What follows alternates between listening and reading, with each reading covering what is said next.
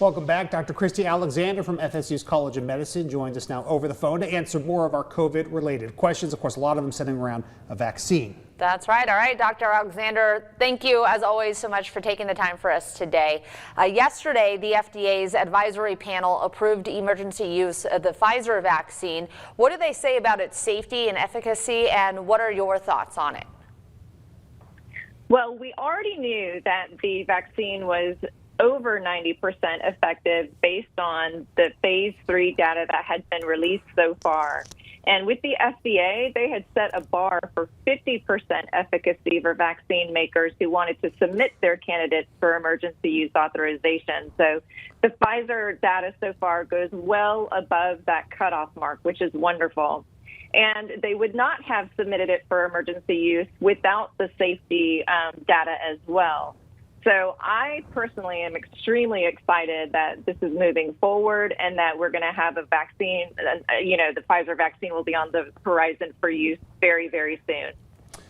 I think it's important to go ahead and point out, though, that that doesn't mean things are going to change overnight, meaning that everybody gets the vaccine right away and that COVID's going to be gone. How long do you think that this process could take? That is an excellent question and a very, very good point. We're going to start having doses shipped out to various communities, and we're going to start administering that vaccine, as you heard earlier in the newscast. We're hoping for a great number of people to be vaccinated by the end of January. But as we know, these things take time. First of all, these vaccines are 2 shots, so about a month's time. So even if you got your first shot today, it would take until the end of January to get that second vaccine, or mid-January to get that second vaccine. So knowing that it's a 2-shot process is part of it, knowing that certain groups are going to get the vaccine first and it's going to continue to roll out is part of it. You have to think about transport and making sure it's getting to everybody. Having the vaccine is only part of that process. Vaccination is the real deal.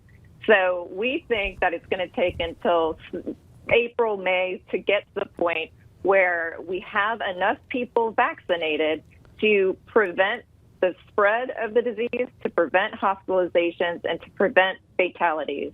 And what we're seeing is the goal is to have 100 million Americans, those with comorbidities, fully immunized, which could take until the late spring for that to happen.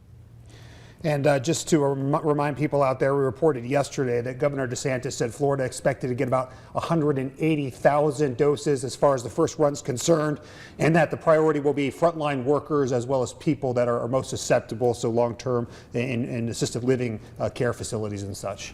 And Dr. Alexander, obviously, emergency authorization is great, but it also means that the trial period of really testing out what those side effects might be is shortened. So there's a lot of concern about that. Some people saying they don't want to get the shot. What do you have to say about that, and maybe to people that are a little trepidatious about getting the vaccine?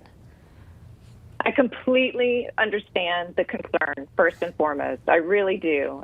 There's a lot coming at people very, very quickly, and now there's going to be a lot of pressure to get the vaccine. So what I'll say is that we do know so far that there are some side effects, and so we're not going to, the big thing is to be transparent about that and to talk about the fact that, yeah, you might have some soreness at the site of the injection. You might feel a little run down, a little headachy, a little body achy. Those are very common side effects. They're actual side effects of this vaccine, and it's just your body's immune system kicking up to build enough immunity against the COVID virus. It doesn't mean that you've been given the virus. It doesn't mean that you now have the virus. It's just your body's natural response to getting a vaccination. This happens with the flu shot. This happens with several other shots. It's just making sure that we as healthcare providers warn our patients that these are the common side effects and what to do about those side effects if they should occur. Also, the other thing that I want to just have people think about is the side effects of this vaccine versus the possible very serious life-threatening effects of getting COVID. We know that so many people have died of this illness so far, and so you really have to think about the benefits and the risks there as well in regards to that vaccination. Can you handle a little bit of headache, a little bit of body ache? the trade-off being not having COVID, for example. So yes, completely understand people's concerns, and I completely validate those concerns. Hopefully that though you think about the benefits and the risks and know that side effects are common, but they're not life-threatening. And this question kind of follows up on that because some people in the UK have already started to get the vaccine. We've seen a couple of reports about some folks coming down with some allergic reactions. Are those reactions similar to some of the side effects you're talking about? And also, I mean, is maybe a more severe allergic reaction a concern? This is a great question too, and I know I just said that they're not life-threatening. The common effects are not life-threatening. What we know about the two people that got the shot in Britain that came down with more substantial side effects is that they had an anaphylactic reaction to after they had the vaccine. They're not sure if it's from the vaccine yet. So that's number one. Number two, the two healthcare workers who had this reaction have had similar reactions to food in the past and actually carry around an EpiPen. So that, like, where they have to administer epinephrine to themselves should they have a reaction. So because of that, they're trying to figure out, of course, they immediately went in and started doing research as to what happened to these two patients and whether or not it's from the vaccine or from something else. But what's come of that is they've made the warning in Britain that if you have had a serious allergic reaction to food or medication or insect stings in the past, then you should hold off on getting this vaccine for now until they find out what caused that reaction in these particular patients. Now, I should also say that they were given epinephrine and they were fine. So just know that as well. Nobody died. Everybody's okay. And they're just taking extra precautions until they figure out what happened in those two instances. Okay, Dr. Alexander, one more question on this same kind of vein. I've had a few people, family and friends, who have reached out and asked about the implications a vaccine could have on women's childbearing opportunities. Do we know any kind of data about that or how it might impact that? That is an excellent question as well. As a matter of fact, in the Pfizer trials, there were a certain number of women that got pregnant while enrolled in the trial. Some were in the placebo arm and some were in the vaccination arm. All of the women who entered the trial were told not to get pregnant. So let me back up and say there was that written into the protocol that they weren't supposed to get pregnant, but they did. And what we have found is those that have received the vaccine that got pregnant, there has been no ill effects so far. That through the research and through the data that we have so far, they're fine. Nothing has happened to the baby and nothing has happened to the women.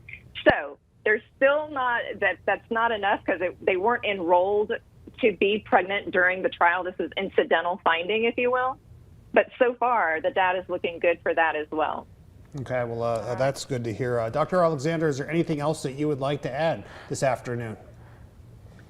First off, thank you for the time. This is really, really exciting that we can see a future without COVID. This is exciting news. And just for those that are excited about the vaccine, be patient. It will come our way soon. And for those that are scared and concerned about the vaccine, again, I hear you and I understand that concern. This is a lot of information, and continue to have conversations with people. Have conversations with your own physicians about it and get the information that you need to make the best decision for yourself.